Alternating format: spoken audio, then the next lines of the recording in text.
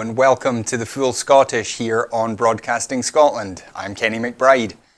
And for our last Full Scottish of the year, we're going to carry on with what we did last week. We're going to show you some clips of some of the best bits from the Full Scottish over the last few months. We've had a lot of great guests all year, and some of the ones you'll see now are some of our most regular guests, as well as a few new ones. And a couple of quite high-profile ones as well. So we do hope you'll enjoy listening to all of these. I'll be back at the end to wrap up and tell you a couple of other wee news tidbits. But our first one is from back at the end of October. We spoke to Amanda Burgower, who was the candidate facing David Mundell at the election, and Anthony Salamone, and we talked about Brexit and the media. For most people, that whole European Union or the European Parliament was very removed from their day-to-day experience. What they were experiencing were the effects of austerity. Mm-hmm.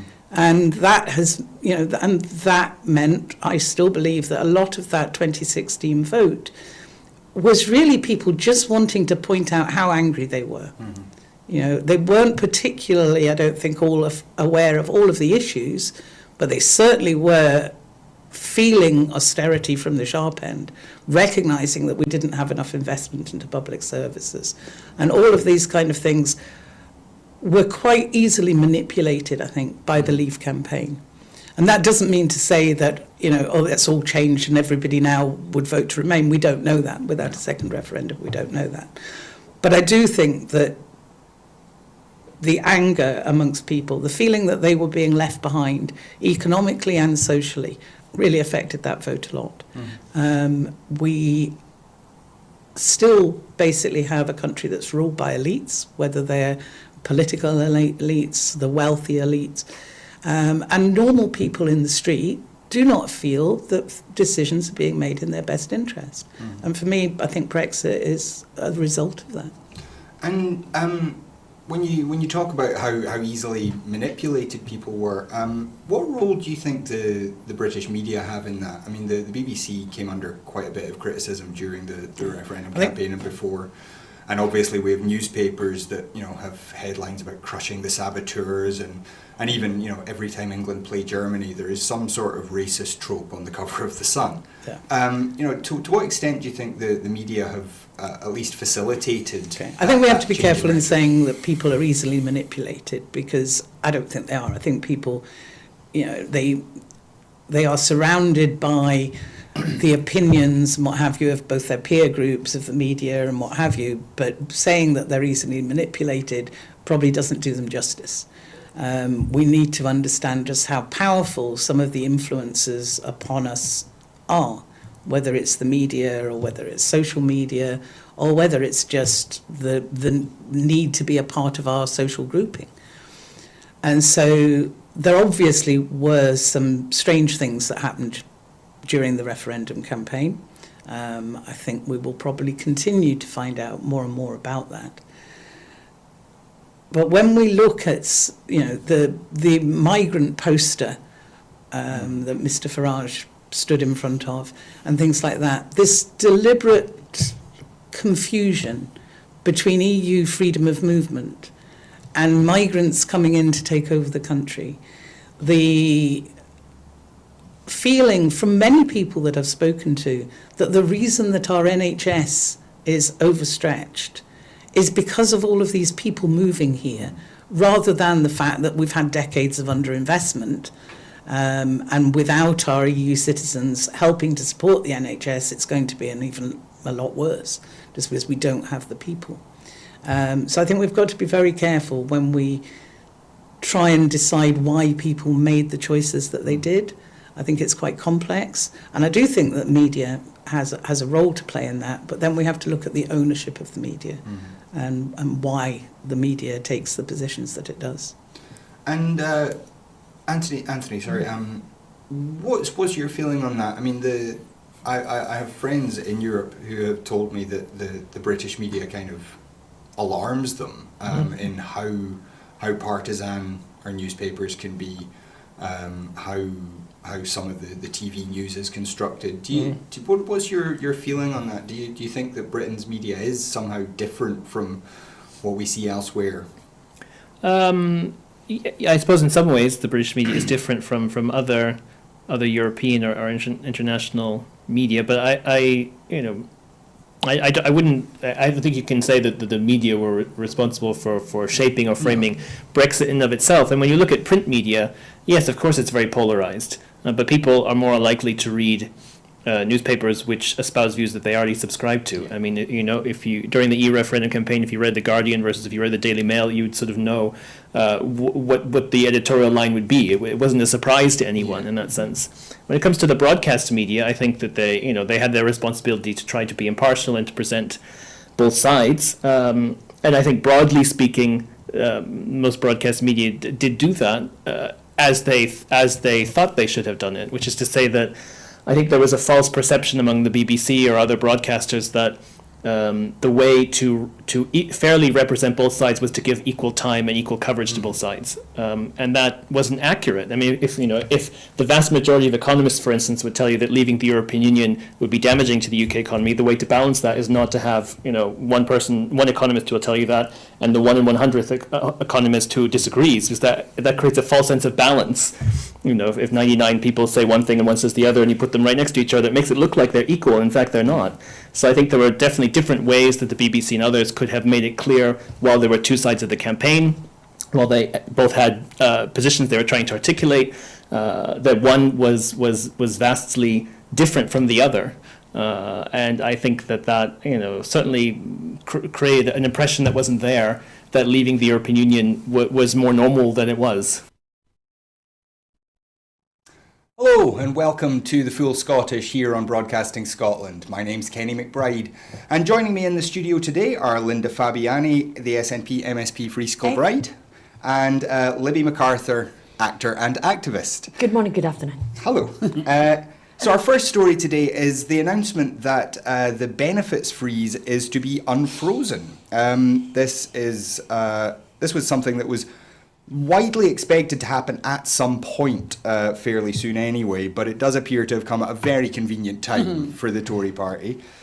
So what do we think? Is this a legitimate U-turn in policy, or is this just pure electioneering? Well, for me, it's pure electioneering. I mean, I looked into that a wee bit, because it's had a horrendous effect on people, this benefits freeze. I mean, we're getting £300 million, to Scottish people. The amount of mitigation that the Scottish Government has had to do because of this. The amount of cases that I get into my constituency office. So, but actually, April next year was the time that David Cameron, when they put the stuff in place, had said it was to be lifted. And it's only very, very recently that some of our folk in Westminster have been saying, to the ministers down there, is this been lifted? And they wouldn't give an answer. So, yeah, it's electioneering. They've held on to it because they've thought, there's an election coming. Let's hold on to some of these good announcements that they think are good announcements. But I think everybody's going to see through it. Yeah, I hope so. I mean, it's too little too late for sure, Linda. I mean, you think, OK, that's good. Great, it's going to be lifted. So they've said it will be lifted, about time. But really, I mean, you can't help thinking all the ways that people have suffered. Absolutely. I mean, the amount of homeless people in our streets, that doesn't happen overnight. That happens because of benefit cuts. That happens because of so many different ways that people are supported, have been nipped in the bud, that eventually the big machine that basically tortures the poor spits out people onto the street, But the cuts are everywhere. It's cuts in mental health resources. Absolutely. It's cuts in... So all these cuts have added to our streets being just full of people. We know where to go. But it's like Libby says, it's just been an appalling policy, generally freezing benefits. But there's also the cutting benefits. It's not just been a freeze. It's been a cut all the way through. People have seriously suffered. And if they are seriously philanthropic in their intentions, it wouldn't just be lifting a freeze. It would be re-looking at some of the things that they have already imposed, like the rape clause, for example, like the way they've hammered people with disabilities. It would be an uplift in benefits. It wouldn't just be, of course, let's lift the freeze. It's appalling. Yeah, and there's not enough said about the way that other monies could be saved. You know, the fact that they've gone to a benefit cut in the first place, never mind it being lifted, you know, all the ways that this right-wing government now could have, if they wanted, to put money into the coffers. There's so many ways that money could be found, but to cut benefits, I mean... It's an easy target. It really plays on all that stuff of scroungers and all that, really plays on that kind of... We need to say more about Well, they money that's deliberately been do wasted. that, don't they? I mean, the propaganda from Yeah. the UK government and their allies is all about people screwing benefits. It's a tiny, tiny amount. You know, and they never talk about the guys at the other end of the scale Yeah. that are screwing the system big style. I remember seeing over this tax and wonderful stuff. graph once, the kind of statistics graph, and it was a wee tiny circle, and it said, here are the benefit, you know, the people that are fraudulent that on their benefits, and it was a wee tiny circle, and here are the amount of people that are looking into it, and it was a big huge circle, you know, and then it said, here's the circle of people who are looking into the tax, you know, evasion, you know, and it was a wee tiny circle, and the people who are avoiding tax was a huge, you know, and it's just so tapsy, good Scottish word, so tapsy-turvy, you But know. I think Scots are getting wise to it, you know. Yeah. Because there used to be a time where I would get people saying to me quite regularly, oh, so-and-so, you know, they've never worked and they get this and they do this and they get that and they do that. And people seem to have a bit of a downer on folk they perceived were getting something they didn't get. Yeah. But I think it's changed because people are now seeing food banks have become mainstream. There's loads and loads of folk who are contributing to food banks. You see it everywhere. Yeah. People now know somebody, whether it's their neighbours, their friends or whatever, that have hit hard times and had to resort to charity. So I think people are now getting wise to it and saying, oh, here, wait a minute, these people were never scroungers. Sure. Yet they haven't got Also, the food bank. also think there's more being said now about your typical, you know, in the Westminster system, your typical politician literally is stupid, ignorant enough to believe that people, you know, they don't believe people are choosing between heating and eating, and that needs to be actually named, that these guys don't know. They literally are stupid enough to think that people are you know, I actually think there are people there who they go, oh, yeah, they're choosing between heating and eating. No, they're smoking fags, they're drinking booze, they're, you know, it's a level of complete ignorance to think that's not going on. I think there's a bit of that, but I also think the way that it's gone over the last few years at Westminster, you know, people say, oh, they don't know, they've never had to live it. Actually, I think they don't give a toss. Well, I think they don't care. It's willful They do neglect. know Of they course don't it's willful care, so I neglect. think it's a mixture. No, I think you're right, Linda. I think Yeah. you're right. I mean, I think I'm naive enough to know that I was probably in my 20s before I realised people like that actually existed. That there was people who go, a big swathe of society lives and what? dies and struggles in poverty and dies. So what's that got to do with me? I mean, I literally didn't think people like that existed in my early 20s. Well, they do, don't they? But they do, yeah. So in Scotland, the new Scottish Social Security Agency has tried to take a slightly different tack. I mean, obviously it's still very early days, but there's been an attempt to kind of reduce some of the conditionality. There's been a very strong commitment to a more humane system. Is that something that the British government should be doing rather than just thinking about unfreezing benefits? Should they be looking at a kind of root and branch review of how the system works? Absolutely.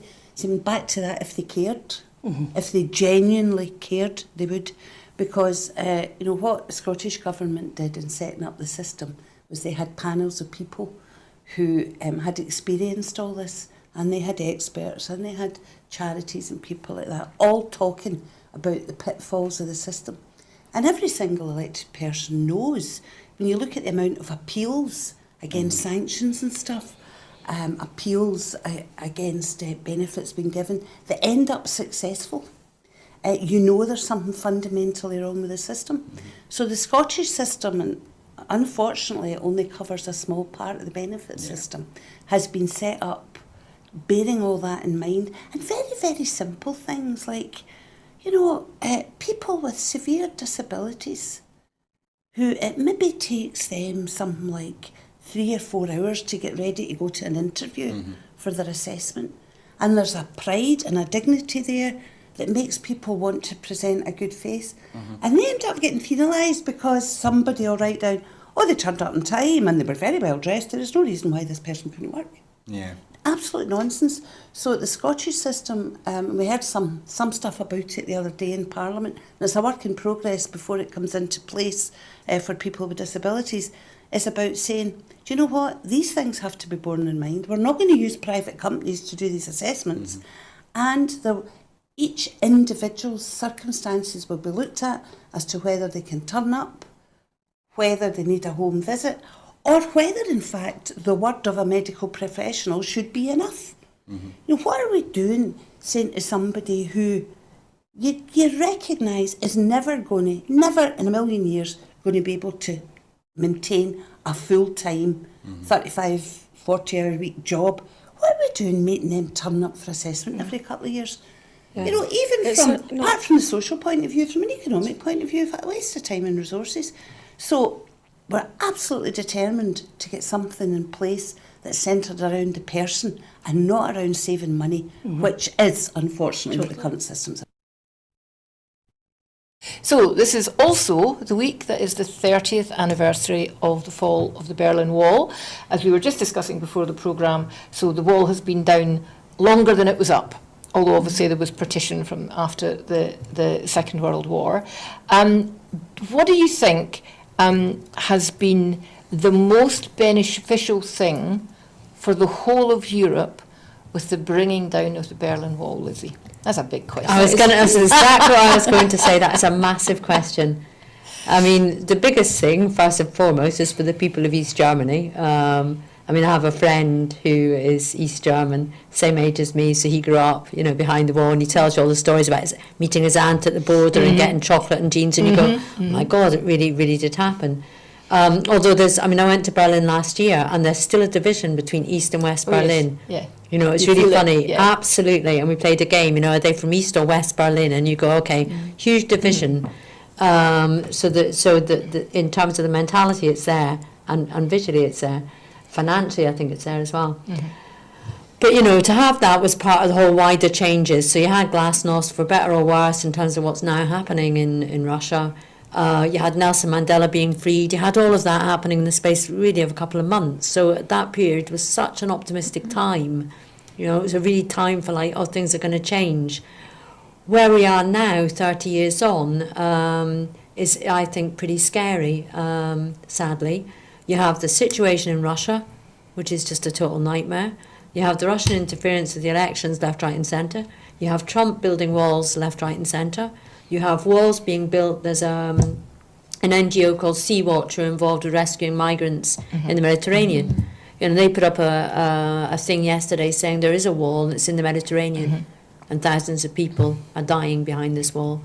And you think, yeah, for all the kind of, without sounding really pessimistic, but, you know, there are real problems facing us now which are tangibly different to the things I think I felt when I was growing up, because the Berlin Wall was part of my, you know, I think I was 21 at the time.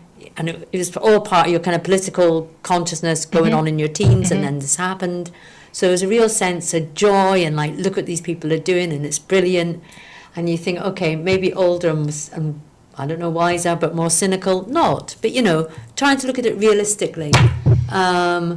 You know, it's like we keep putting up walls, we keep destroying opportunities instead of creating them, and I feel pretty sad actually looking around at that. But do you think one of the things that may or may not have fueled some of the Brexit attitudes in this country is that a united Germany fundamentally changed the balance of power in Europe, because Germany became the massive economy that it has been and has had huge amounts of influence. I mean, in all sorts of quite unexpected way. I mean, Angela Merkel's very humanitarian and compassionate response to the migrant crisis, I think, surprised a lot of her own party. It certainly surprised a lot of the opposition in Germany, and it surprised a lot of other European leaders. And she was very determined that Germany had a role to play and it was the right thing to do. But it has, I think, changed the balance of power in Europe. You are now seeing another compact between France and Germany again. And I think that's one of the things that has alienated some people in the United Kingdom about Europe, because actually Britain, who didn't, let's face it, never really wanted to be in the club anyway, but are kind of marginalised. You know, we really are one of the big three in terms of the size of our economy and potential influence, but we've not been. And so I wonder if that will be seen in the future as actually being a good or a bad thing in terms of Europe. Because I think there's no doubt that Brexit will have an impact on Europe in many ways, not least it will force reform. And let's be honest, the European Union needs reform. It's ridiculous, and we'll go on to talk about what's happening in Malta in just a few minutes in terms of its corruption and all the rest of it. But it's ridiculous that there are countries now in the EU who are flagrantly breaching human rights. And Hungary's a classic example. Clearly Spain is, with what's been happening in Catalonia. And the EU is doing nothing about it, saying nothing about it. So if it feels that there needs to be reform. And what several, I mean, I recently at a conference in Brussels that was talking just exactly about this. What might Europe look like in the future? Might it be a smaller group of the kind of the real Europeans, you know, the original Europeans, with other states saying, well, I want to be kind of part of this bit, but not that bit, a kind of two-tier sort of Europe. What do you think? I mean, from someone who's been sitting in another European country with its own problems, which we will talk about, do you think Europe will reform? Should it reform? I think it has to reform. I think there's a lot of corruption within European institutions as well. I say that hesitantly because in Malta we need Europe. Mm-hmm. If we were not in Europe, we would be in a far worse state. The fact that European laws apply and that civil society groups can use these laws to try and stop what's going on, because what we've got basically is totalitarian. Actually. But then is it working then? So in terms of the European dimension, yeah. Well, you had the Council of Europe, the Venice Commission, the European Parliament. You have all these Moneyval, all these European bodies putting pressure on Malta, this tiny little lump of rock in the middle of the Mediterranean. The Council of Europe said at the end of June, Malta must have an independent public inquiry into the assassination of the journalist Daphne Caruana Galizia. Mm-hmm. And the European Parliament has said... 2 years ago? No, this was in June. No, but her assassination was 2 years ago. Yes, right? October 16th, 2017. And nothing has happened since. Mm-hmm. Okay. Yeah. Well, lots of things have happened since, but in terms of finding out who masterminded the assassination, it's still very much in process. And Panama Papers? Yes. Is the Panama Papers journalist. So that's so the suggestion is there is massive, and people talk about massive corruption in Malta. I think we've said to people, most people in this country, Malta, they'd go, the Queen and Prince Philip lived there, they got the George Cross, and you go there on your holidays, right? So that's what people know about Malta, but there's a lot more going on in Malta. So just quickly, if you can, give us a snapshot of some of the issues that are concerning you about, as you say, this small rock in the Mediterranean of 450,000 people. Okay, I mean, there's many issues. Try to give a snapshot. So 2013, after over 20 years, a new government came into being called the Labour Party. As I say to my daughter, it's not really anything connected to the Labour Party as we know it here. Cambridge Analytica were in Malta prior to that election. There were all sorts of deals done, and Daphne Caruana Galizia exposed this with such detail and care. You know, since 2008 she kept a blog which was read by thousands of people in Malta, more people than read the newspapers. So you have Henley and Partners, who are connected with Cambridge Analytica, who are selling the passports in Malta, a guy called Christian Kalin. So deals were done in terms of selling passports and people getting backhanders and kickbacks and so on. Panama companies were opened a few days into power. The so-called socialists of the Labour Party were busy ensuring that they had offshore companies in which to place their dirty money. You've had one scandal after another. The assassination in 2017 was horrific. I mean, it changed the entire landscape of the country. Even more horrific was the reaction. Not more horrific, but as horrific was the reaction. She deserved it. She said bad things about people. There was a dehumanisation campaign for the majority of Daphne's life. She was 53 when she was assassinated. There was a dehumanisation campaign that was put in place by the Labour Party that made her into a witch, a monster, a cockroach, very like Hitler. You know, the Jews were vermin, so you can exterminate them. So once you start using that language, you can kill people, and that's what they did.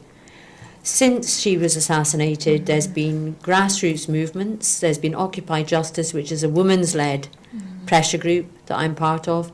There's an NGO called Republica, which is using democratic processes to take the government to court successfully, and in terms of it keeps going. The government keeps trying to ping back and keeps trying to appeal, but Republica keeps going, and it uses both the Constitution of Malta, the laws of Malta, and Europe, which is why I'm saying Europe is so important, because we have laws that are bigger than Malta, funnily enough, the small blinking island in the middle of the Mediterranean.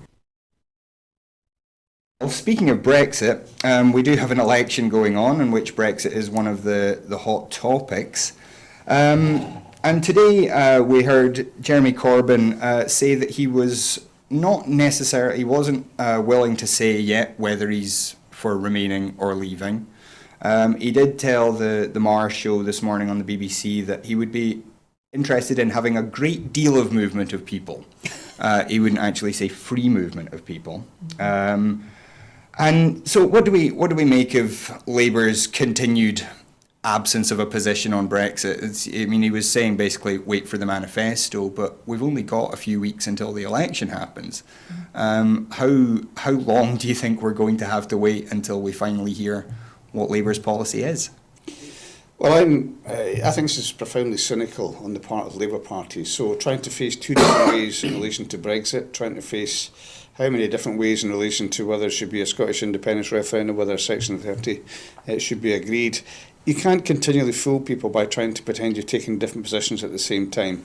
And it's cost Labour a great deal. We saw 3 by-elections take place for councils in the last few days where Labour have been absolutely trounced and have shed votes from a position where they'd already shed an awful lot of votes. So I think people are appalled by the cynicism of the Labour Party, the lack of leadership that we've seen, the lack of clarity. And that's true of Brexit, it's true in relation to their approach to the principle of self-determination for Scotland in this case.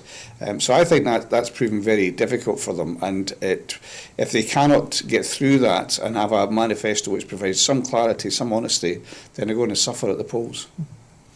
And Day, what's your take on the election so far? Have any policies kind of leapt out at you? Is anybody kind of making your ears prick up yet? No, they're all offering all sorts of sweeties to us. But I think they, as you've mentioned, Keith, the electorate are now not just cynical, but they can begin to actually see through a lot of these promises. I mean, for instance, you and I were talking about the trees one, planting trees. Well, for goodness sake, and Scotland's not even mentioned. I mean, in 1 year, Scotland planted 20 million trees last year. I was just going to come to that. Yes, crazy. This promise, the Tories promised to plant 30 million trees by 2024. Over the whole UK? This is just for England and Wales, to be fair to them. This is a £640 million project to plant trees and restore peatlands. The Lib Dems fired back with a plan to plant 60 million trees over the same period. Scotland planted 22 million trees last year. That's 60,000 trees every day. The Committee on Climate Change recommends that Britain should be planting up 30,000 hectares of forestry every year.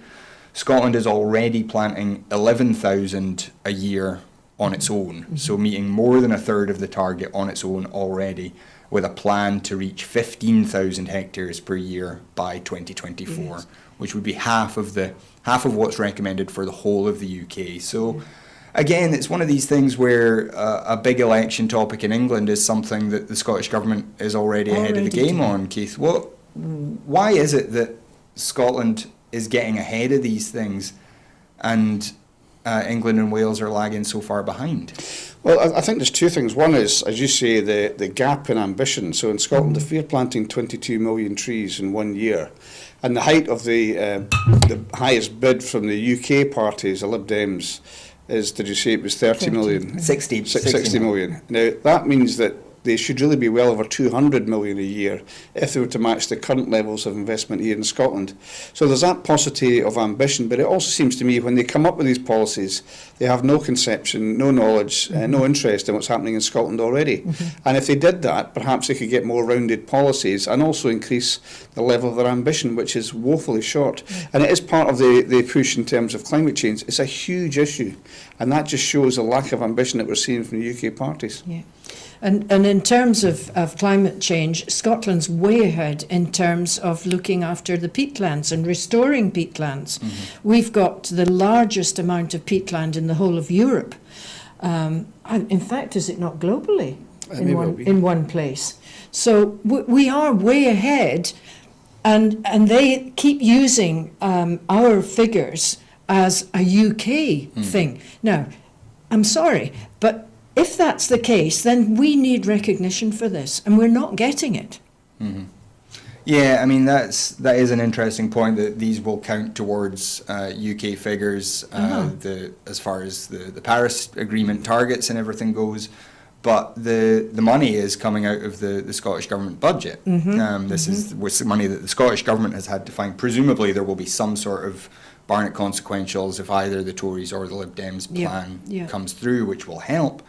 But, and that's why the Climate Change Summit is to be in Glasgow next year, because globally it's recognised how much Scotland is contributing to mitigating climate change. It's just a pity that our Westminster government don't recognise the contributions that Scotland is making. One thing, I mean, as we think about Scotland in the UK context, one of the big issues in this election seems to be the idea of another Scottish independence referendum. Boris Johnson, both in the head-to-head with Jeremy Corbyn and in this Question Time special, has repeatedly talked about vote Labour for 2 more referendums. He keeps talking about a Corbyn-Sturgeon alliance and how dangerous that is for the UK. Why do you think it is that that we're now seeing the Tories actively saying Scottish independence is a bad thing and using that as a vote winner in England? That seems to be quite a new thing that we're seeing. Yeah, it is. It's very, very apparent. It's I think basically they are seeing Scottish independence as a real threat now. Certainly since Brexit, it's become very apparent how little Scotland as a country has a say in what goes on in the UK political system. And, you know, more and more people are going towards independence, even previous no voters in the 2014 campaign referendum. But, yeah, I think they are genuinely scared of the movement of the independence campaign in Scotland. And basically, I think Boris Johnson is clutching at straws. He's basically in my opinion, a clown. He's get, where he's just everything that you don't want in a politician. He blatantly, he's blatantly lied. He's blatantly, he's just not a nice person. But as a political, somebody that's interested in politics, and just as a mum watching what's going on, it's quite scary what's going on and what's coming out with the general election and with Brexit. There seems to be a kind of undercurrent, coming from the kind of Tories and, quite anti-immigration and their policies, and there seems to be a kind of undercurrent of kind of hatred there, which is not something as a mum I want my kids to grow up in. And as Scotland, we don't want that in our country. We've made that quite apparent with the Brexit referendum. We wanted to stay part of Europe. We enjoy having people from other countries coming here. We embrace that. But yeah, I think they're scared of Scottish independence. I think they are actually genuinely scared. And they're scared of it. It's gathering momentum, and you see that every day. Just as a normal, everyday person going to work and everything, you hear more and more people talking about it. People who have never engaged in politics are now becoming interested. The younger generations are getting more involved and more interested. There is definitely a big movement in Scotland that it's become quite apparent. Well, I think that the tactic probably has got some, politically, he's got some political savvy behind it, because there are those, I'm sure, within England and Northern Ireland, uh, Wales as well, I guess, who would view that as an existential threat. You have people who value the United Kingdom and the four nations within it. But within Scotland as well, I'm hearing that there are people who are responding to that. I think that what the Conservative Party in Scotland and from Westminster as well, what they're trying to do is to mop up those voters who think that Brexit and the Union sort of come before all else, and people who might previously have aligned with the Labour Party because the Labour Party in Scotland, Richard Leonard's position is very clearly pro-union. For Jeremy Corbyn to be very clearly wavering on that, and if not wavering, I mean, Corbyn's position, I think, has probably always been quite clear until he became the leader of the Labour Party. As with many things, his policies have become slightly more obscured. But I think that the Conservatives and the Liberal Democrats very much are trying to align themselves as the party of the Union. And so I think Labour could get really hammered this time around. I'm interested watching the local by-election results coming through the last couple of weeks. And the Labour vote seems to be the one that's getting hit.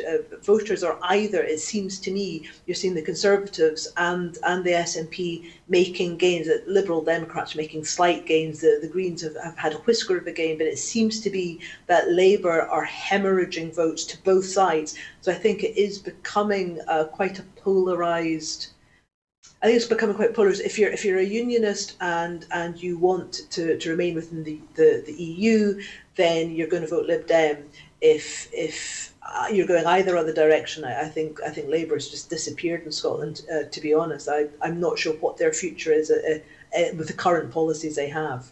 Yeah, I saw one headline today projecting the SNP to win 49 seats and for Labour to be completely wiped out in Scotland, which would be a big change from what we all remember from even just 20 years ago.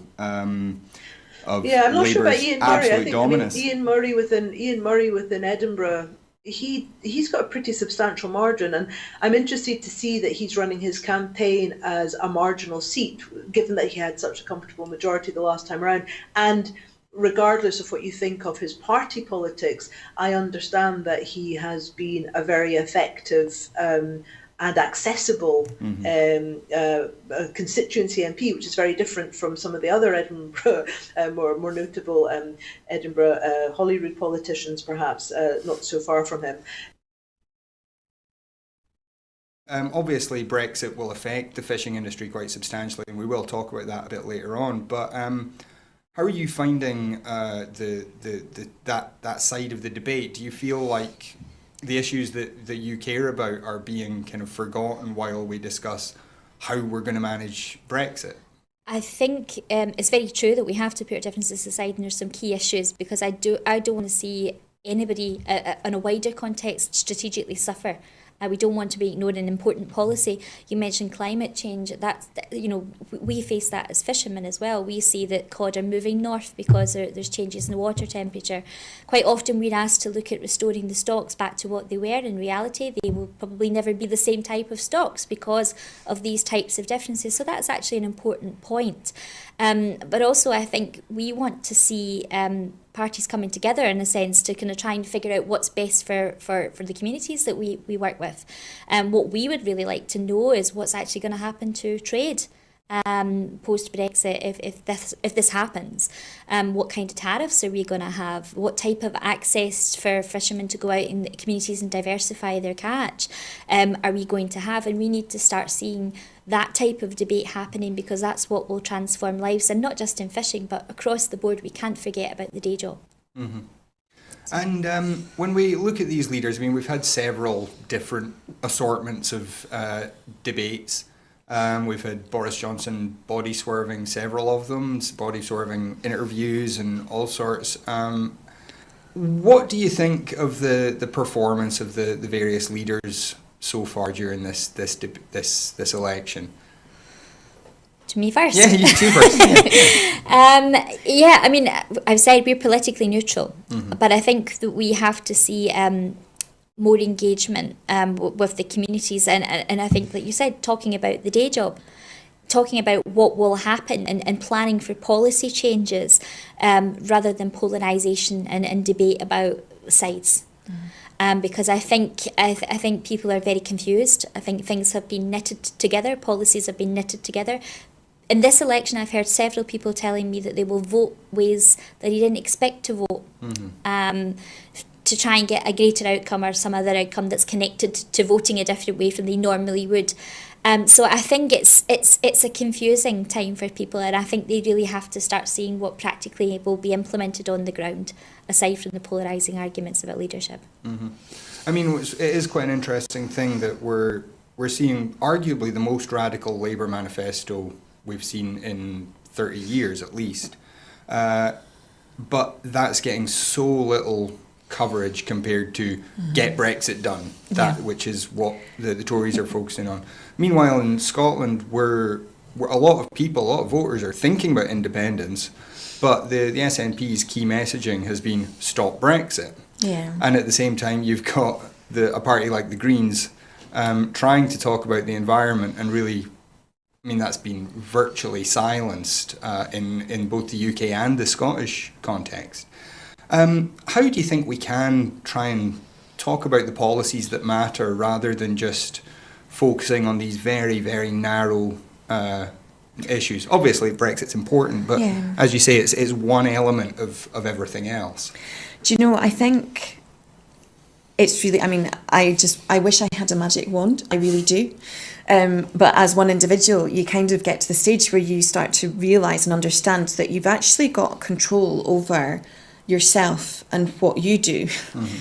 And we can't really control other people and what they do and think, and nor should we seek to.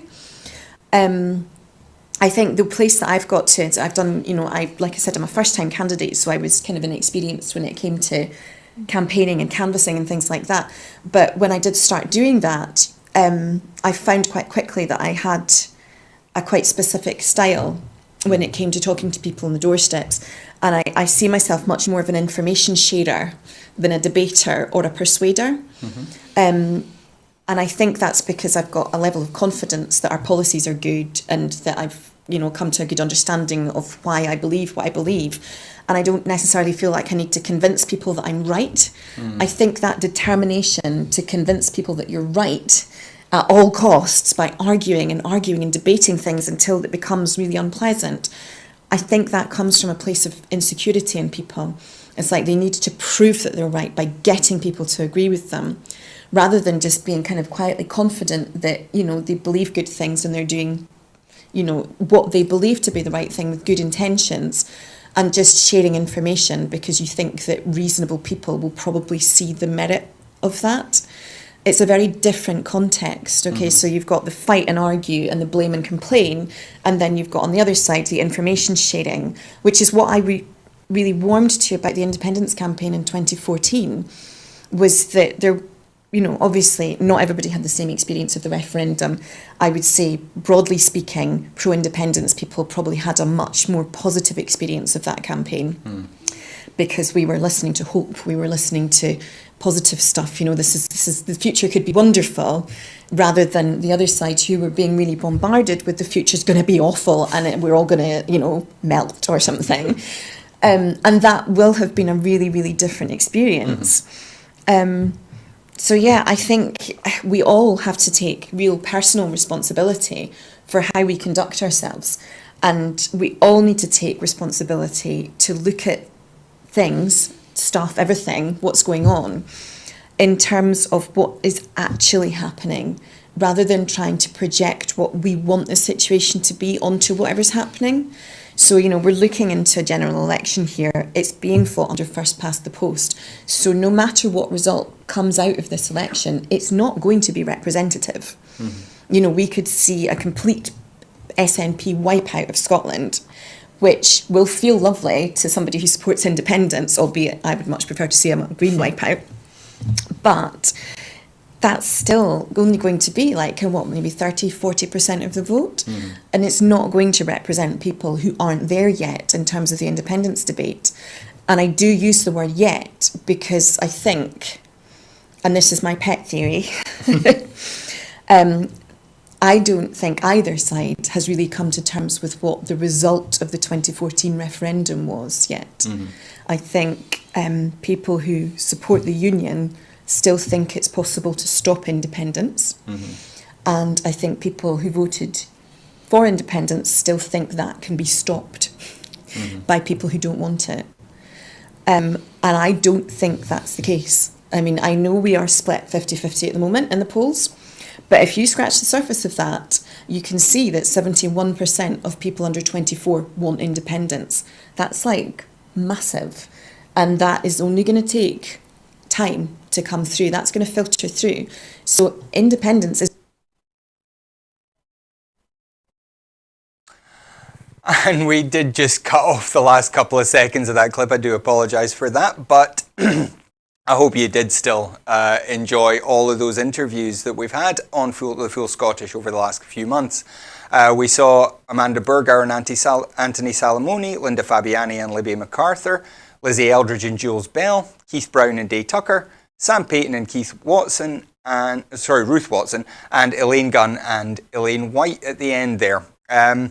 So that's been the Full Scottish for the last few months. It's been a great pleasure for me to get involved in Broadcasting Scotland this year and to be a part of hosting the Full Scottish. It's been a real pleasure for me to be involved in so many of these really interesting conversations. So we do have a wee bit of other news for you though. We've been talking a lot about fundraising for the last wee while, and we are delighted to announce that we got a real Christmas treat in that we reached our crowdfunding target. So that's kind of kept the wolf from the door. We're not under the immediate threat of closing down that we were, say, when I spoke to you last week.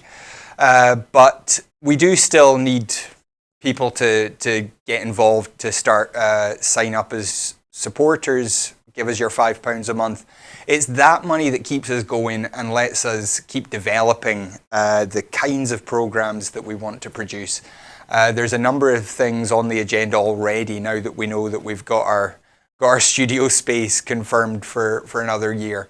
So there are several things that we hope to be producing very early in the new year.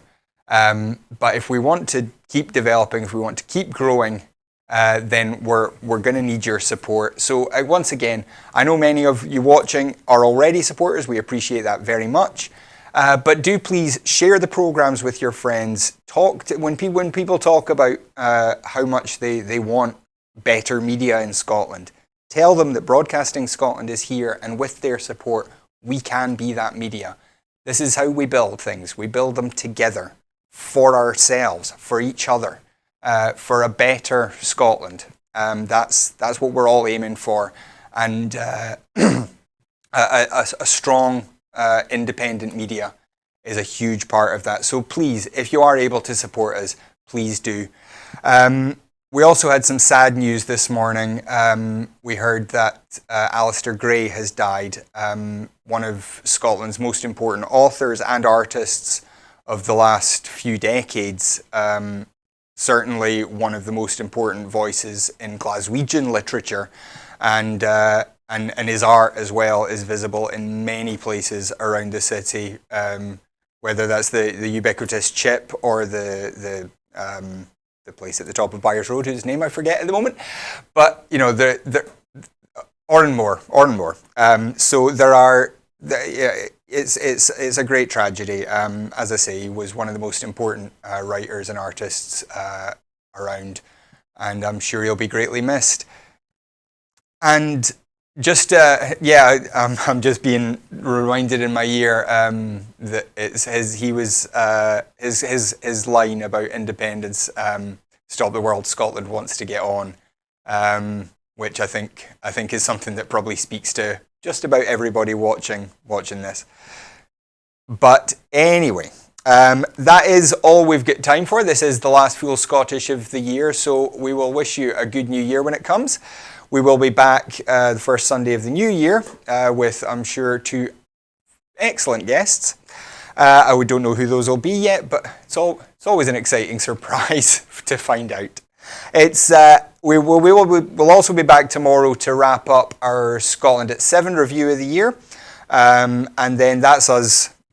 We're not going to be here on Hogmanay because I'm sure some of us will be getting fired into the whiskey by about 7 o'clock. So thank you once again for joining us. Thank you for being with us all year.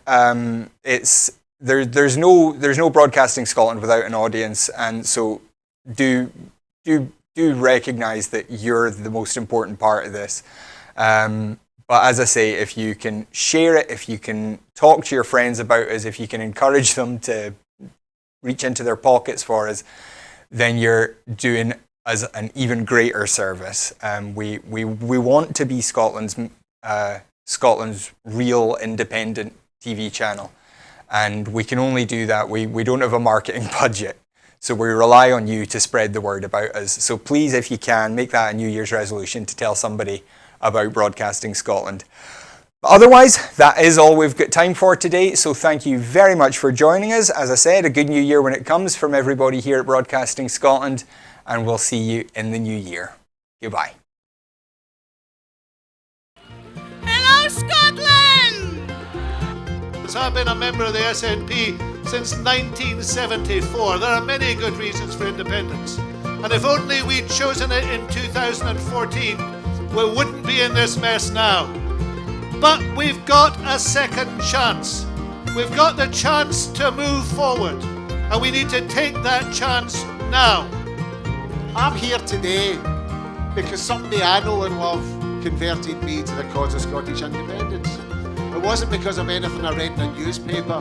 It wasn't because of anything that I saw on the television.